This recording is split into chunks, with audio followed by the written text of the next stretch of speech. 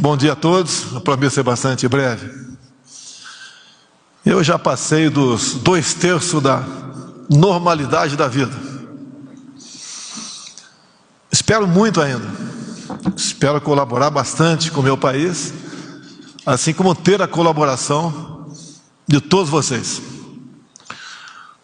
O Brasil será amanhã o que cada um de nós fizermos no dia de hoje.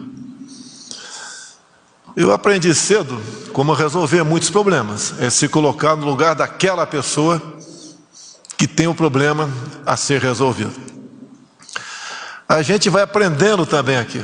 Estão vendo aqui que o evento é sobre a Caixa Econômica, mas quem abocanhou sem querer o evento foi o Tarcísio.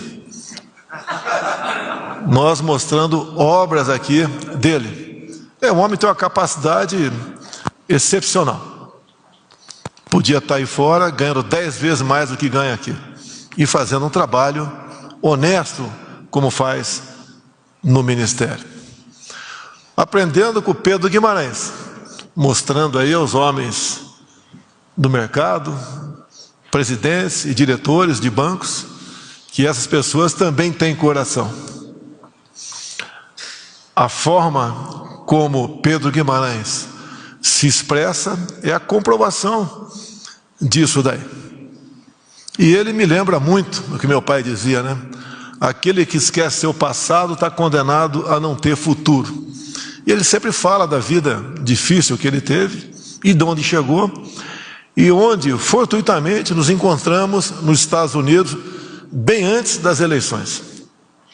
Quando de repente eu estava falando com uma plateia de economistas, logo eu, quem entende de economia é o Paulo Guedes, e vi lá na plateia a Zélia Cardoso de Mello, e eu falando de economia para ela. É a vida. As coisas acontecem na nossa vida. Mas dizer uma coisa muito importante para vocês. Desculpa, eu falo pela minha idade, não pela função que tenho no momento aqui, presidente da República. Não pensem que certas coisas só acontecem com o vizinho ou com os outros. Infelizmente, estas coisas podem acontecer com cada um de nós. Não pensem o que acontece com certos países no mundo não pode acontecer com o Brasil. Quem diria, nos anos 90, que a nossa riquíssima integrante da OPEP, Venezuela, também riquíssima em minerais, chegasse à situação que chegou hoje em dia. Assim acontece com outros países. E jamais, pelo amor de Deus, a não ser aquele que queira se entregar inteiramente ao serviço da sua pátria, a minha cadeira. Alguém pode reagir, né? Então renuncia. Se a facada fosse decisiva naquele momento, é só imaginar quem estaria no meu lugar. O perfil dessa pessoa, o seu alinhamento com outros países do mundo, em especial aqui da América do Sul, onde nós estaríamos agora. E o futuro do nosso Brasil passa por quem vocês um dia colocar, obviamente, para pilotar esse grande país. Estamos acompanhando já os debates antecipados para 22. Eu sou melhor? Não. Aqui mesmo tem dezenas de pessoas melhores do que eu. Se for para olhar para o Brasil, são milhares de pessoas melhores do que eu. Mas quis o destino que caísse, que o governo, né, a presidência, ficasse comigo, sobrevivendo à facada, uma eleição completamente atípica, que não vai acontecer nos próximos 100 anos, outra igual a essa, e nós devemos aproveitar a oportunidade que Deus nos deu, para cada um dos presentes aqui, em especial para os ministros. 1000 dias de governo. com uma pandemia que muitos acham que o que acontece hoje, no tocante à economia, inflação, preço de combustíveis, de alimentos, entre outros problemas, está acontecendo porque eu sou presidente, e não em grande parte pelo que nós passamos, estamos passando ainda. Notícia agora, não confirmei, mas gás no Reino Unido, 300% de reajuste. Combustível nos Estados Unidos, esse eu tive lá, 40%. E alguns podem falar, o que nós temos a ver com o que acontece em outro país? O mundo todo está conectado. Uma decisão minha, uma fala minha equivocada ou distorcida, que é muito comum, mexe com a bolsa, mexe com o preço do dólar, aí vai nos combustíveis. Alguns acham que eu tenho o poder de decidir as coisas dentro da Petrobras. Nos Estados Unidos, ninguém culpa o governo pelo que acontece nos combustíveis. Aqui, o grande acionista é o governo federal. Mas temos normas, temos regras, tem lei da paridade e tantas outras coisas. Quando eu resolvi mudar o presidente da Petrobras, a mesma perdeu dezenas de bilhões de reais. E me acusaram de interferir, é um direito meu. Como a revista Veja perguntou para mim se eu trocaria o Paulo Guedes.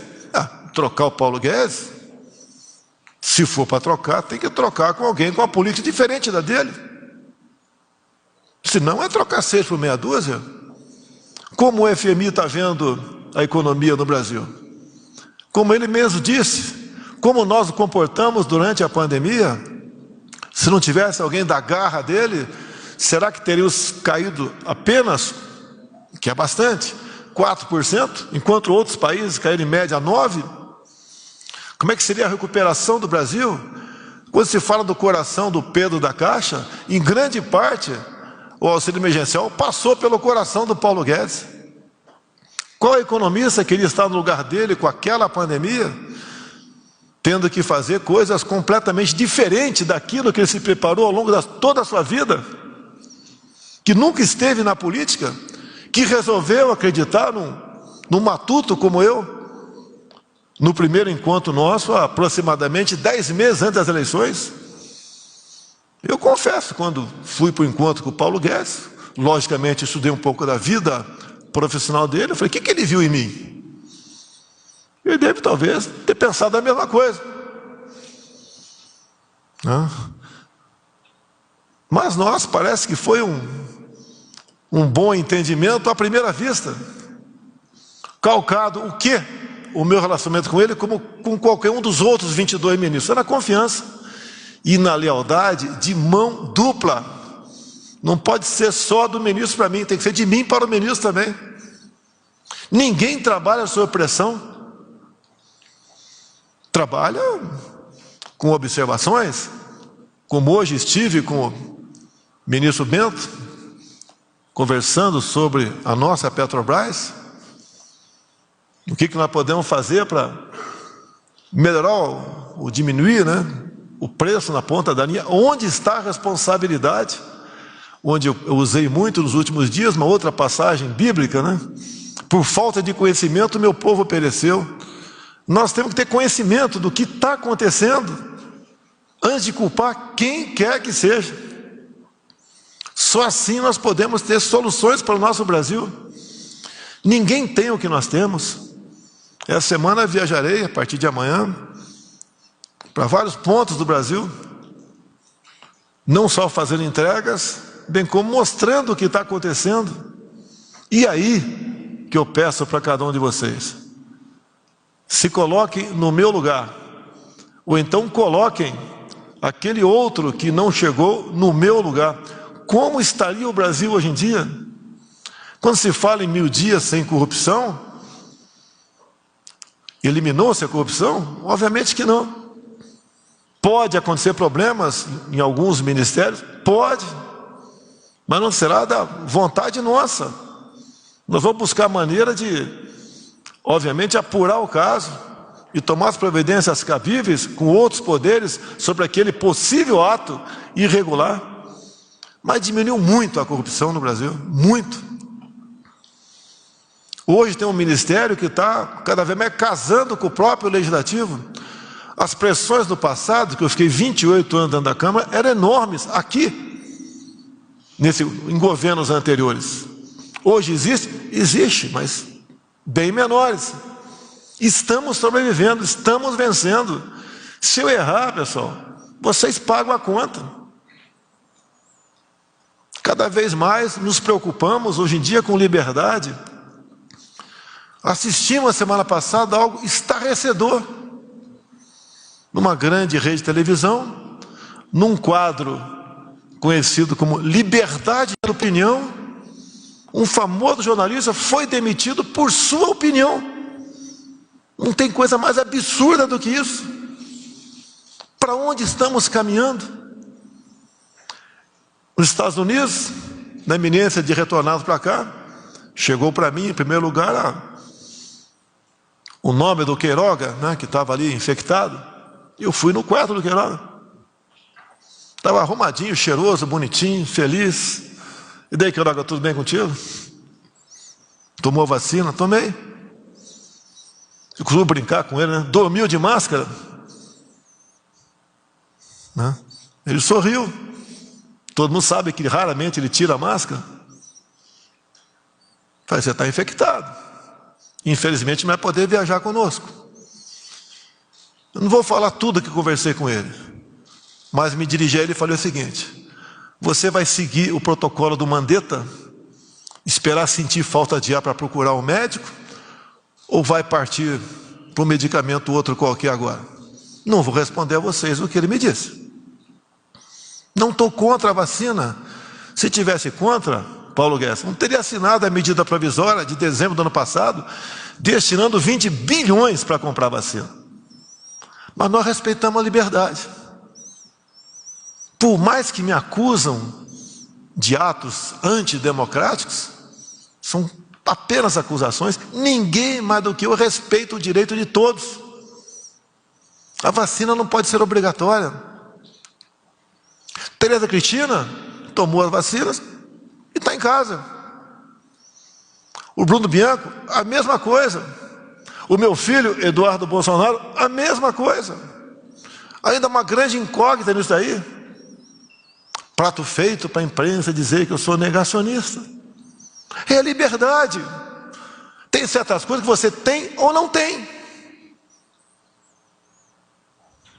E nós temos que, cada vez mais, garantir isso. E quem garante isso? Não é um homem, não sou eu. Apenas.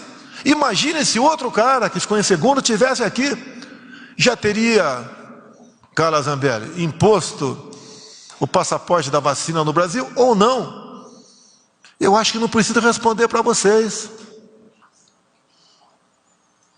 Porque os seus assemelhantes e outros seus assemelhados em outros países, né, fizeram isso daí. Não tem coisa mais importante que a liberdade para todos nós. E como disse no começo, eu já vivi o suficiente. Lógico que não quero morrer hoje nem amanhã, espero ficar mais uns 20 e poucos anos vivo, com liberdade. E eu tenho obrigação hoje de fazer isso. As Forças Armadas estão aqui. Ali está meu comando? Sim, é meu comando. Se eu der uma ordem absurda, elas vão cumprir? Não. Nem a mim, nem a governo nenhum. E as Forças Armadas têm que ser tratadas com respeito. Quando criaram a defesa em 99, não foi por uma necessidade militar.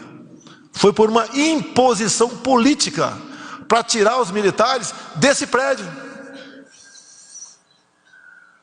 Alguns criticam que eu botei militar demais, mais até proporcionalmente do que os governos de Castelo Branco a Figueiredo.